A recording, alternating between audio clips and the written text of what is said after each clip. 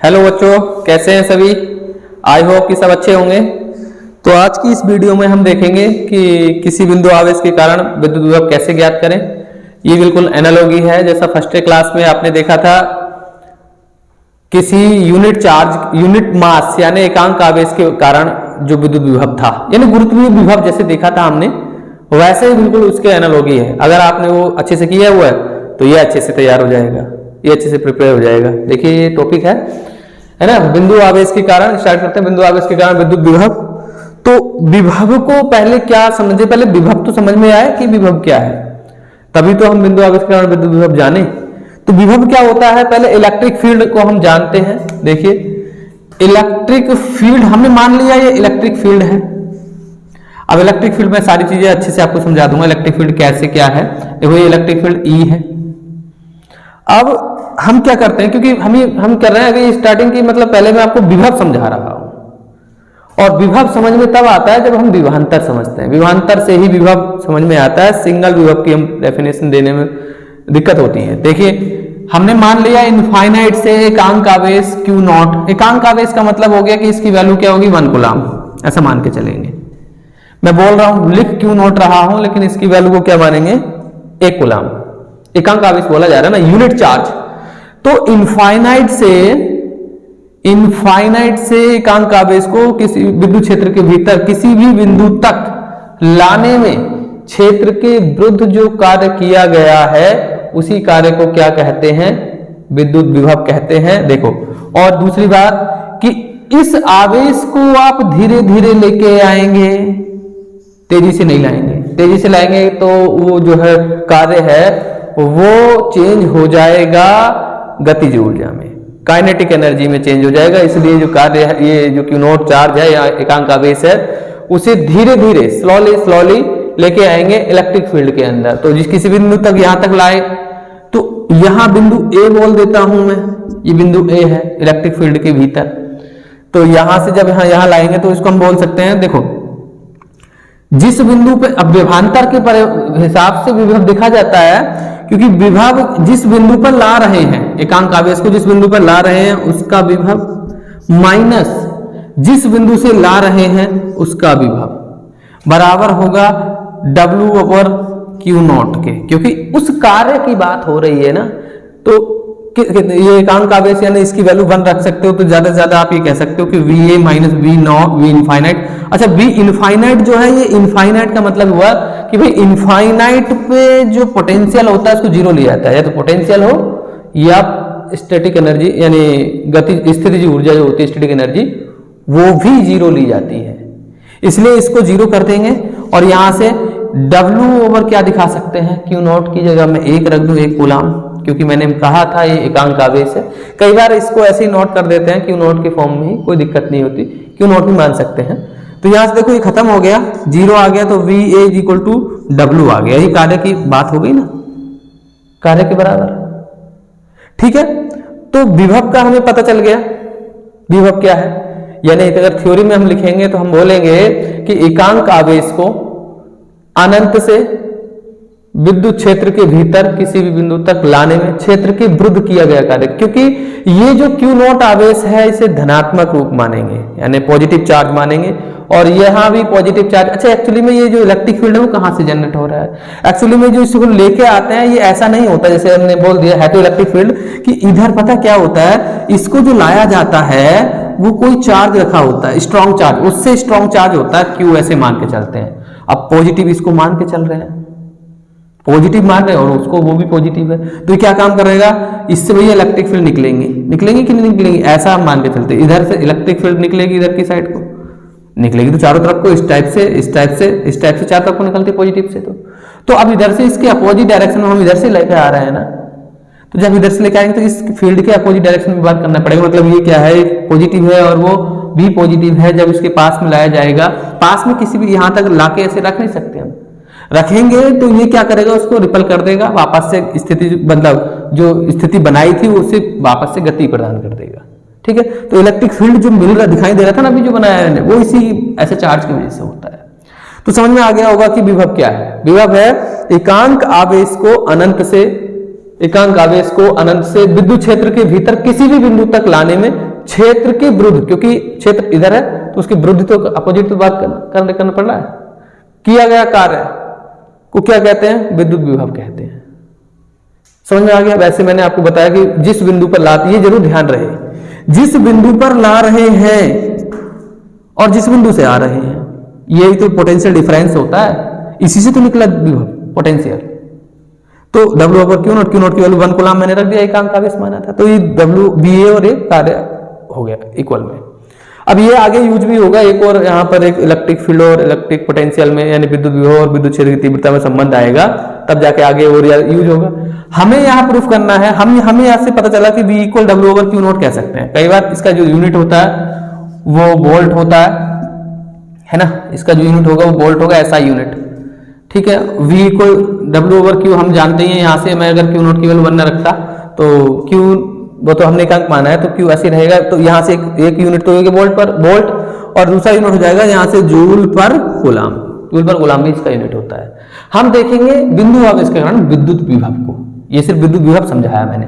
विभवांतर यहाँ से किसी भी इलेक्ट्रिक फील्ड के भीतर ही एक बिंदु से दूसरे बिंदु की बात कर लेते हैं, है ना, वो विद्युत विभवांतर आता है, यानी किसी विद्युत क्षेत्र के भीतर मतलब एकांक आवेश को एक बिंदु से दूसरे बिंदु तक ले जाने में किया गया कार्य। जैसे ये E है और यहाँ A है और यहाँ B है, इनके बीच डिस्टेंस कुछ भी मान सकते हो। यहां से यहां अगर लेके गए हैं तो जहां पर लाया गया है आवेश को, Q0 चार्ज को, और जहां से लाया गया है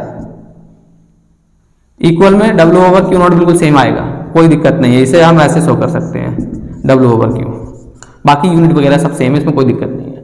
अब हम जरा इसको प्रूव कर लेते हैं। मेन चीज तो हमारा ये है ना, ये तो खैर एक बेस था इसका, इसके लिए बताना जरूरी था। अब हम देखते हैं इसके लिए क्या मानेंगे। हम मानेंगे, माना देखो अजम्पशन भी मैं साथ में बता रहा हूं, उस चीज को ध्यान देना, ठीक है। माना एक बिंदु O है, ऐसा ही हमने लिखना भी होता है, जिस पर +Q आवेश है। स्मॉल माने कैपिटल माने कोई फर्क नहीं पड़ता। माना एक बिंदु O है जिस पर +Q आवेश है, इससे R दूरी पर एक बिंदु P है जिस पर विद्युत विभव ज्ञात करना है। ओके, माना अनंत से एकांक आवेश को धीरे धीरे बिंदु A तक लाया गया है, जिसकी O से दूरी x है। क्या है? x है। समझ में आ गया? एक और बात, इसको समझने के लिए ऐसा भी कर सकते हैं, लाया तो गया अपोजिट, जब हम इसको इधर लाएंगे तो इसके कारण इस पे फोर्स लगेगा इधर की ओर। XYZ एक्सिस का भी अगर रूप देखें तो इधर पॉजिटिव इधर नेगेटिव, तो हम नेगेटिव साइड की ओर चल रहे एकांक आवेश को लेकर के, तो इस पर जो बल लग रहा है उसकी वैल्यू माइनस में आएगी। अभी स्ट्रक्चर की बात करें तो स्ट्रक्चर मैं पूरे पहले स्ट्रक्चर बता देता हूं। माना एक बिंदु O है जिस पर +Q आवेश है, इससे R दूरी पर एक बिंदु P है जिस पर विद्युत विभव ज्ञात करना है। माना Q0 आवेश को इनफाइनाइट से अनंत से धीरे धीरे बिंदु A तक लाया जाता है, और ये कैसे लाया जाएगा? बाह्य बल द्वारा लाया जाता है। तब इस एकांक आवेश पर लगने वाला बाह्य बल कैसे? अब अनंत कौन जाएगा यार, तो क्या काम करते हैं, अनंत कोई यूनिट चार्ज को लेके जाएगा, फिर उसे उठाएगा धीरे धीरे करके आएगा। क्या करेंगे उसके लिए यार? अनंत पे कौन जाएगा? उसका अपोजिट वर्क यहीं से हो जाएगा ना। कोई चार्ज रख दो यहाँ पर, ये फोर्स अपने आप लगा देगा, ये अपने आप इधर चलने लग जाएगा, उस पर माइनस लगा दो, अपोजिट हो गया, ठीक है। या यहाँ की बात कर लो, ये फोर्स तो लगाएगा ही, कि यहाँ पर रख दिया स्टार्टिंग में, क्योंकि यहाँ तक लाया, स्टार्टिंग में इसकी बात करते, तो हम कहते हैं तब जब बिंदु A तक लाया जाता है, एक बिंदु और इस पे B माना जाता है, तो मैं कहूंगा क्या, एक Q0 आवेश को, जो कि एकांक है, आवेश को बिंदु A तक लाने में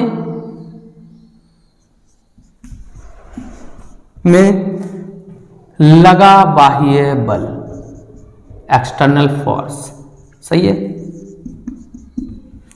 तो ये क्या होगा? FEXT, एक्सटर्नल फोर्स लगा दिया। कूलाम के नियम से देखेंगे, एक चार्ज ये है, एक चार्ज वो यहां आ रहा है, इन दोनों के बीच दूरी x है, तो 1/4πε0 क्यू नॉट डिवाइडेड बाय दोनों के बीच का डिस्टेंस, ये तो कूलम का नियम है। अब ये तो एक्सटर्नल फोर्स है और आप किधर की साइड रहा है, देखो ये प्लस इधर माइनस, एक्स वाई एक्सिस से देखो आप, इधर माइनस होता है इधर पॉजिटिव होता है, इधर पॉजिटिव होता है इधर नेगेटिव होता है। तो मैं तो सिर्फ इस डायरेक्शन में जा रहा हूँ, तो वैसे भी मैं माइनस लगा सकता हूँ, लेकिन अपोजिट डायरेक्शन में हमें आपको इसके फोर्स के अपोजिट डायरेक्शन में वर्क करना पड़ रहा है, तो वैसे भी मैं यहाँ पर माइनस यूज करूंगा। ठीक है, अब एकांक आवेश को यानी क्यू नॉट आवेश को बिंदु V तक, ये जो डिस्टेंस है यहाँ के यहाँ तक की, इसको मैं मान के चलूंगा dx है ना। क्यू नॉट आवेश को A से B तक ले जाने में किया गया सूक्ष्म कार्य, भाई dx दूरी है, गया सूक्ष्म कार्य। अब बताइए, ये dx दूरी को कवर कर रहा है, तो कार्य को dw सूक्ष्म कार्य कर रहे हैं, तो कार्य बराबर क्या होता है, बल गुणा विस्थापन, और बल हो गया एक्सटर्नल फोर्स यूज हो रहा है इनटू विस्थापन कितना हो रहा है, विस्थापित डिस्प्लेसमेंट कितना dx। अब यूज कर लो जरा थोड़ा सा टर्म कि fx इसकी वैल्यू क्या, चलो आगे करने चाहे तो हम ये कहें कि भाई अब बिंदु P तक ले जाने में टोटल वर्क निकाल देंगे। याद रहे इस को जो चार्ज को धीरे धीरे लाया गया है, बिंदु P तक धीरे धीरे लाएंगे, क्योंकि अगर ये मूवमेंट हो गया, इसमें गति हो गई, तो भाई गतिज ऊर्जा में कन्वर्ट हो जाएगा ये कार्य, गतिज ऊर्जा में नहीं करना हमने ये। ठीक है, तो हम ये कहेंगे क्यू नॉट आवेश को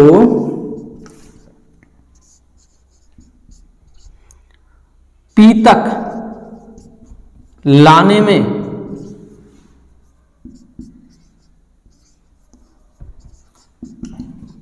किया गया कुल कार्य। ओके, तो इसको क्या कहेंगे भैया, इंटीग्रेट कर देंगे तभी तो टोटल कार्य निकलेगा, इंटीग्रेट कर देंगे इंटू dx। चलो ऐसे लगा देते हैं, उसका मतलब यही है। अब यूज करेंगे यहां पर लिमिट, कहां से आ रहे हैं, इनफाइनाइट से, और कहां तक जा रहे हैं, r तक जा रहे हैं, और इसका बन जाएगा w बन गया, और ये हो जाएगा fext की वैल्यू रखेंगे जो यूजुअल है उसको इधर रखेंगे, क्योंकि माइनस ऑफ इंटीग्रल, सॉरी इसको थोड़ा नीचे लिख लूँ, थोड़ा सा नीचे लिख लेता हूँ, dw यानी minus of infinite to r और 1/4πε0 Q naught by X square और dx। यहाँ से जरा इसको थोड़ा माइनस मैंने बाहर लगा लिया, हाला यूज कर लो ज़्यादा से ज़्यादा, जो कांस्टेंट वैल्यू है उसको बाहर निकालो, जिसका इंटीग्रेशन करना है उसको अंदर रखो। तो भाई यहाँ से मैं कर लेता हूँ W बराबर minus of Q naught by 4πε0। देखिए क्यू नॉट बाय 4πε0 माइनस का बाहर ले लिया, 1/x² वही रहने दिया, integration of infinite to r, और यहां से मैं क्या करूंगा 1/x² ऐसे ही रहने दूंगा, और dx ये आ गया। बच्चों को कंफ्यूजन होती है कि इंटीग्रेशन कैसे होता है, तो पता चल जाएगा अभी। यहां से w equal to minus of Q naught by 4πε0। अब ये इंटीग्रेशन का साइन जरा सही से बनाइएगा, r और ये x की पावर -2 dx, नीचे से ऊपर जाएगी पावर, नीचे प्लस में ऊपर जाएगा, प्लस में पावर माइनस में हो जाएगी, उसका अपोजिट होगा ना। अब आप यहां से ये देखिए, ये रूल है मैथ का, ये रूल है कि भाई देखो इंटीग्रेशन करना है हमने, तो इंटीग्रेशन में क्या होता है, जो पावर होती है उसमें कुछ भी पावर हो उसमें एक प्लस करो, 1 प्लस होता है हर बार, और जितना आया बहुत, ये तो ये ऐसे रहेगा, x तो ऐसे रहेगा, जितना इसकी पावर में यही तो हो जाएगा ना -2 + 1, और जितना पावर में है उतना नीचे आ जाएगा, पावर में क्या आएगा -2 + 1, और बाकी जो सेम है ये तो इस टाइप से इसका हो गया इंटीग्रेशन, और बाकी जो लिमिट थी यहाँ लोअर लिमिट और अपर लिमिट लग गई, dx सब हट गया, और इधर का नहीं हटेगा कभी, सोचो आप। तो इधर क्या